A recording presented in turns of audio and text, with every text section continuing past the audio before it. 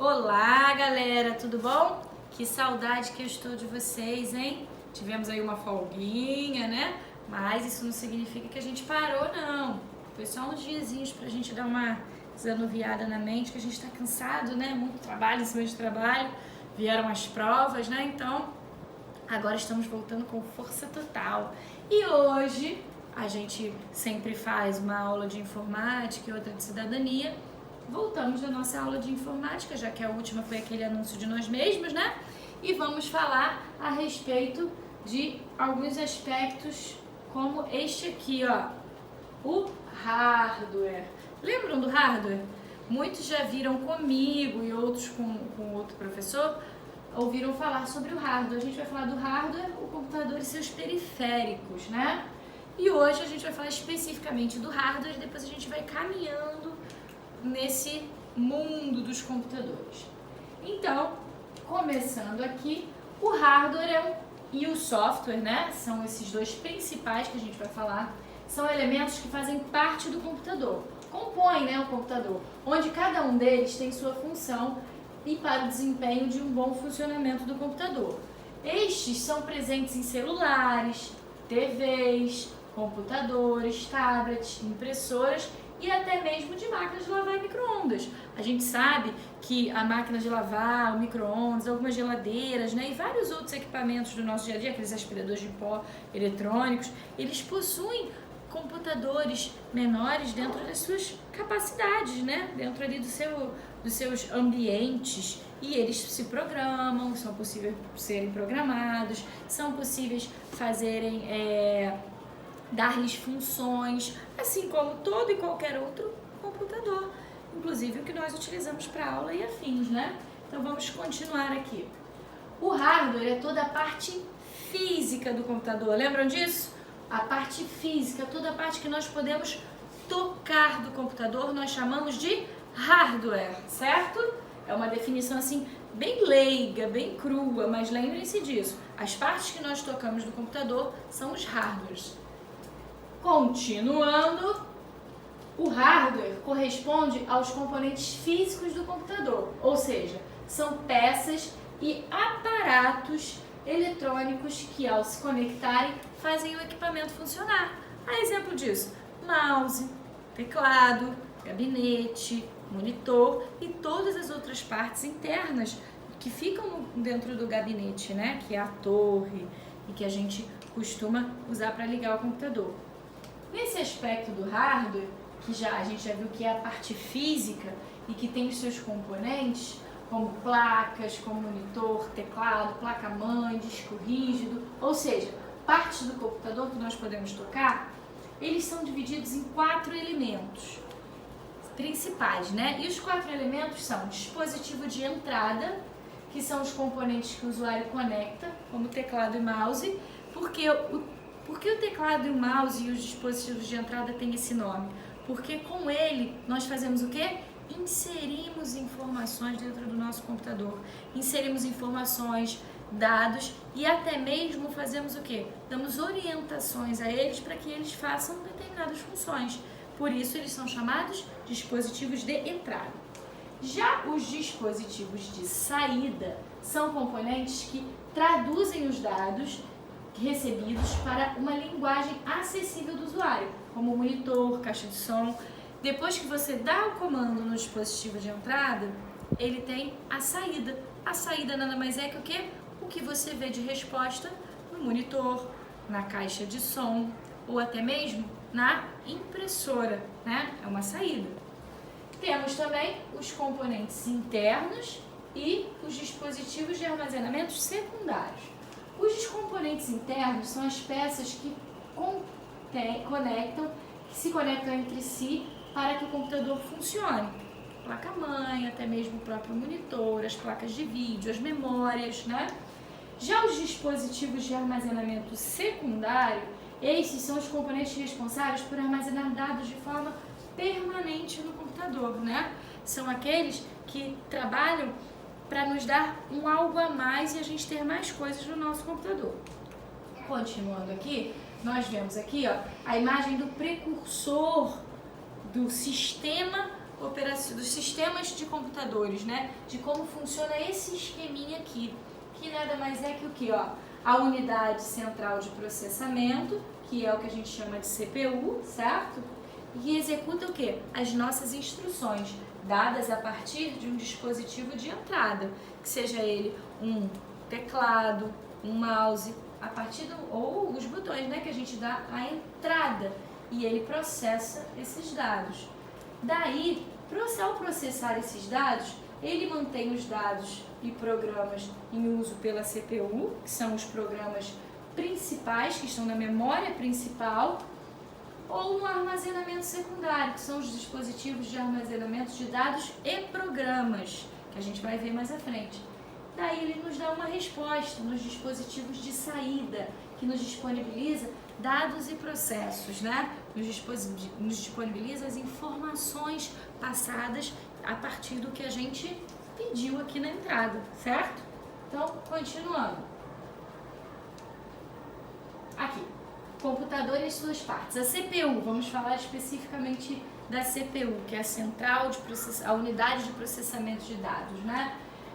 A CPU, eu não consigo ler que está muito pequenininho. Aqui, tá. Local onde os dados são manipulados, o cérebro do computador, que é aqui, ó, nesse pequeno processador, tá vendo? Todo computador tem esse processador. Quando se fala, qual é o processador do seu computador? Ele é Intel, ele é Pentium, qual é a principal unidade dele, né? Qual é o nome, qual é a numeração desse processador? Quanto mais moderno, melhor ele processa os dados dentro do seu computador. Mais rápido ele processa os dados, né? Então, ele passa a ser o quê? Mais rápido, ele passa a ser mais eficaz, mais eficiente, né? Ele passa a ser um cérebro muito mais esperto e mais inteligente, quanto mais moderno ele for. Ele é um microcomputador, né? Toda CPU está contida em um chip, que é o processador. Possui duas partes, unidade de controle e unidade lógica aritmética. A unidade de controle coordena todas as atividades do computador, orienta o fluxo de dados. Ele coordena tudo o que a gente está fazendo, tudo o que a gente vai fazer, tudo que a gente vai fazer nos dispositivos de entrada, quais são as saídas, né, que ele vai dar de resposta. Já as unidades de lógica aritmética se encarrega de realizar operações matemáticas. A gente sabe que o computador foi criado para ser uma grande calculadora. E todos os programas que a gente tem no computador são a partir de quê? De cálculos matemáticos. Então, ele faz todos esses cálculos através dessas lógicas aritméticas. Quando eu quero acessar um site, enviar um e-mail, né, abrir um programa, a gente está usando essas unidades de controle, que todas elas são feitas através do nosso processador. Quando a gente tem um processador sobrecarregado ou um processador que está assim, é muito antigo, a gente tem um computador mais lento, né? Então a gente fala assim, esse processador aí já não é muito bom, né? Por isso, porque ele já está inchado, ele já está ultrapassado, então ele tende a ser mais lento. Hoje nós temos processadores que são hiper rápidos, né? Hiper velozes. E a gente tem aqui as memórias, que são o quê? Que são as partes do computador que ainda são hardware, né? E que fazem o quê? Elas ficam aqui, ó. Na verdade, a gente está esse quadradinho, elas ficam aqui, ó. Nesses slotzinhos aqui, tá vendo? Essas memóriazinhas são encaixadas aqui, nesses espaços. Lá no nosso laboratório, assim que a gente voltar, a tia vai mostrar pra vocês. Eu tenho lá um computador aberto, legal, pra gente ver onde ficam cada espacinho e onde a gente encaixa cada uma das peças pra gente poder entender melhor esse hardware que é o computador, né? Essas partes do computador. As memórias podem ser ampliadas, inclusive, né? Eu posso colocar mais plaquinhas dessas de memória, melhorar a memória do meu computador, se eu tiver com o computador muito cheio. As placas, né? Elas contêm também alguns chips e elas ficam ligadas à placa-mãe. Tudo isso aqui que vocês estão vendo, tá vendo? É a placa-mãe. Toda essa aqui é a placa-mãe. Por isso ela é chamada, né, de placa-mãe, porque ela agrega todo mundo. O processador fica aqui, tá vendo? E aqui ficam as memórias. A memória RAM, né, ela guarda os programas e os dados. É uma memória volátil. Se, por exemplo, vocês estiverem jogando um joguinho ou então acessando um programa de Word, de PowerPoint, como a gente faz no laboratório, sem ter salvado ainda, né? De repente o computador desligou. O que vai acontecer? E a gente vai perder todo aquele trabalho, se a gente não tiver salvado ainda, né? Ou salvo. Por quê? Porque ele está na nossa memória RAM, ele não está na nossa memória fixa. A gente não salvou ele ainda. Então ele é volátil, ele pode se perder a qualquer momento. Por isso que a gente sempre fica dizendo, ó, já fez isso aí, a tia sempre bate nessa tecla. Você já fez coisa pra caramba, salva, porque pode perder. A gente não sabe quando a luz pode acabar ou qualquer coisa pode acontecer, né? Então salvem os trabalhos conforme forem fazendo. Opa. Continuando, a gente vai falar agora da memória ROM. Estão vendo aqui? Mais uma vez, toda a placa-mãe, aqui onde a gente coloca as memórias RAM, o processador e agora aqui, ó, nesse pequeno espacinho, tá vendo? Esse quadradinho aqui bonitinho, fica nada mais, nada menos do que a nossa memória principal, a memória ROM. Ela é aquela memória que ela é responsável na hora que a gente liga o computador.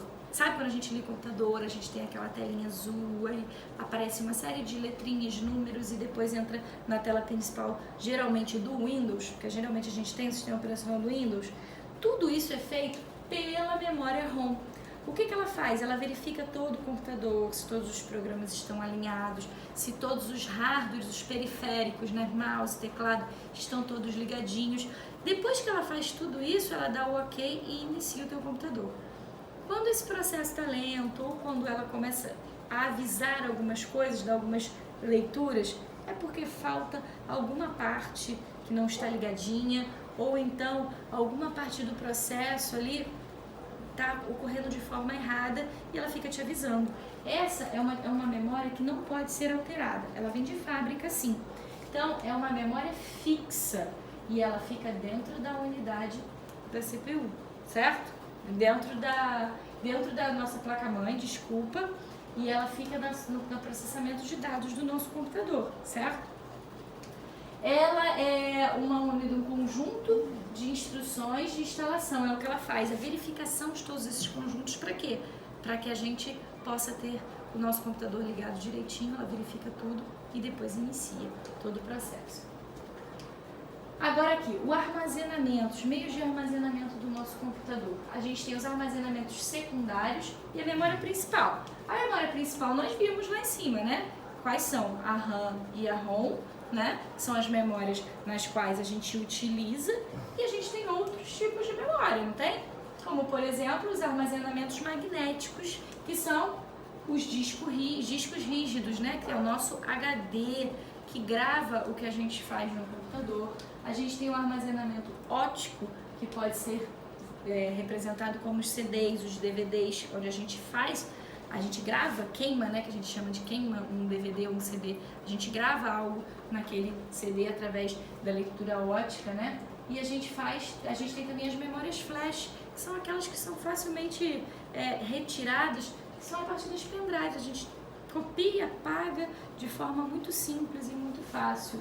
Então, a gente tem aqui todas essas partes do computador que a gente viu agora nesse pequeno joguinho de slides. A gente vai parar por aqui e na próxima aula eu vou voltar com um complemento disso, explicando mais coisinhas.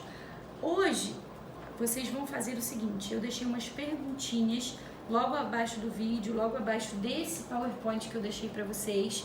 Essas perguntinhas são coisas que eu falei, são coisas que estão descritas na explicação e nos slides e que vocês facilmente vão responder. Vocês podem responder diretamente no arquivo do documento, vocês podem copiar as perguntas e colocar as respostas no caderno, tudo junto. Eu quero pergunta e resposta, não pode ser só resposta não, número 1 e resposta, não.